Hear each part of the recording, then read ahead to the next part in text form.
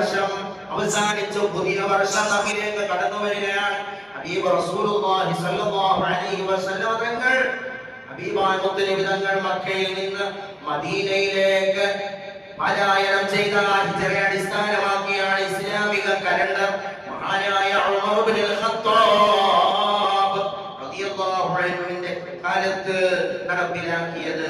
പ്രിയമുള്ള സഹോദരങ്ങളെ, മുത്തനബി തങ്ങളെ പോലെ മഹാന്മാരായ അബൂബക്കർ സിദ്ദീഖ് റളിയല്ലാഹു അൻഹുവിനെ പോലെ മഹാന്മാരായ സ്വഹാബത്തിനെ പോലെ നമുക്കും മുഹാജിറാവാൻ കഴിയണം.